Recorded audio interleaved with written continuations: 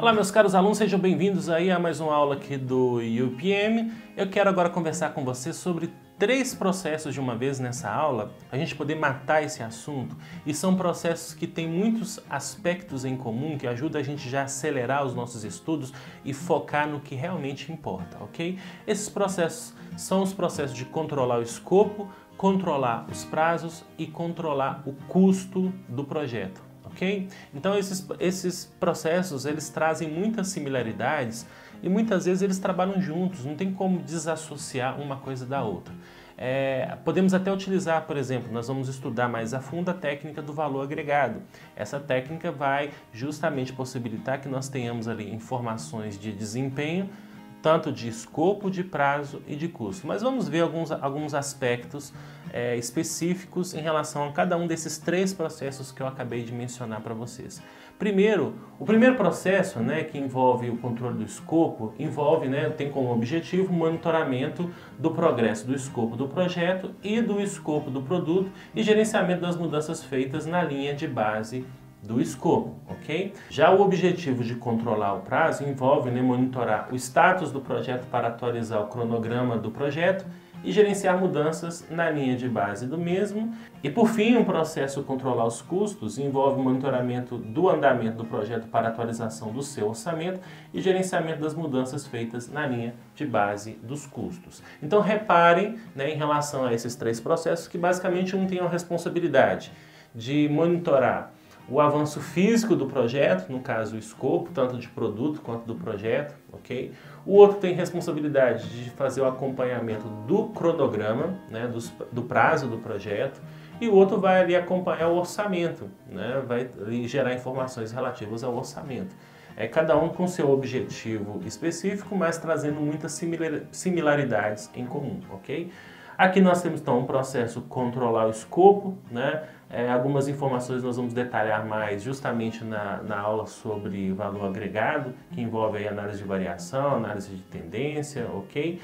Nós temos aí também o processo de controlar o cronograma e uma novidade que nós temos aí em relação a este processo é uma ferramenta técnica chamada de gráfico de evolução regressiva ou burn down de iteração do projeto. Vamos entender um pouco o que é este gráfico, ok?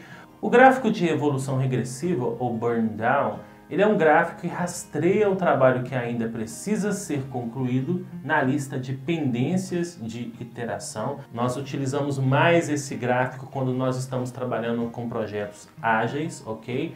É usado para analisar a variação em relação a uma evolução regressiva ideal com base no trabalho comprometido desde o planejamento da iteração. Bom, deixa eu explicar o que quer dizer essas frases aqui, Vamos ver esse gráfico aqui então. Vamos supor que nós temos aí 18 funcionalidades a serem implementadas até o término do projeto, um projeto previsto de 10 semanas e que eu vou implementar 2 funcionalidades ou histórias de usuários a cada uma semana de trabalho do projeto, ok? Então se eu fizer isso, eu vou conseguir finalizar todas as funcionalidades na 10ª semana. E aí eu tenho o avanço aqui do meu projeto, como que eu comecei o trabalho. Primeiramente, de um previsto de 16, eu não consegui fazer as 2, eu fiz, por exemplo, 17, Esse 16 refere-se à linha azul aqui no caso. E aí depois, de um previsto de 14, eu não consegui fazer essas 4 aqui da diferença de 18 para 14, eu fiz, por exemplo, 15, Mas quando eu cheguei aqui na 4ª semana do projeto, eu consegui igualar, Normalmente o projeto começa caótico nas primeiras semanas do projeto, depois a gente vai pegando o jeito da coisa e a gente conseguiu justamente cumprir aquilo que estava planejado já na semana 4. Na semana 5, houve aí um ganho de desempenho, eu consegui finalizar mais funcionalidades do que o previsto, e assim foi sucessivamente, até que eu entreguei todas as histórias ou funcionalidades, fiz as 18 histórias ainda na semana 8, ou seja, eu consegui finalizar o projeto com 2 semanas de antecipação. Esse então é o gráfico, né, de burn down, né, que é utilizado justamente para o gerenciamento ágil de projetos, principalmente, ok? Em que a gente faz o que? Um acompanhamento regressivo.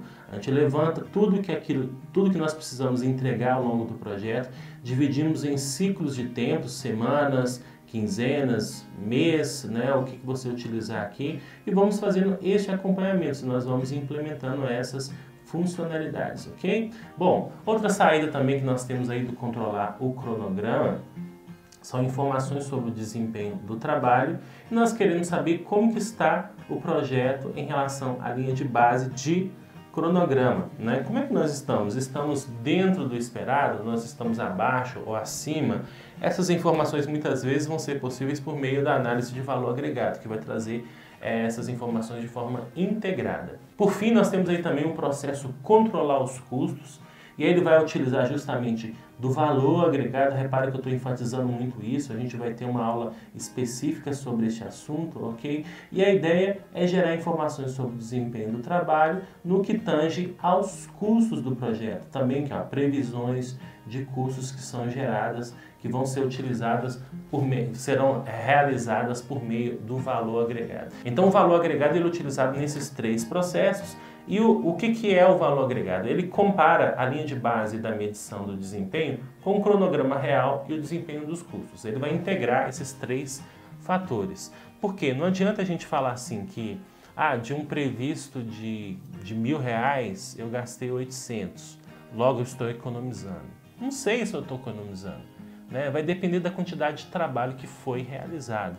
Então nós precisamos sempre acompanhar escopo, tempo e custo se a gente quiser realmente emitir um status real do projeto. Como é que nós estamos em relação ao avanço físico, em relação aos gastos do projeto, em relação ao cronograma do projeto. Então o gerenciamento de valor agregado ele vai integrar a linha de base do escopo, a linha de base de custos e também a linha de base de cronograma para formar a linha de base da medição do desempenho. Vai criar uma linha de base que vai integrar esses 3 fatores, né? Controlar os custos também gera informações sobre o desempenho do trabalho, que são informações sobre como o trabalho de projeto é realizado em comparação com a linha de base dos custos, e as variações do trabalho realizado e o custo do trabalho são avaliadas nos níveis de pacote de trabalho e de conta de controle. A gente vai integrando essas informações. Imagina, por exemplo, uma EAP, né?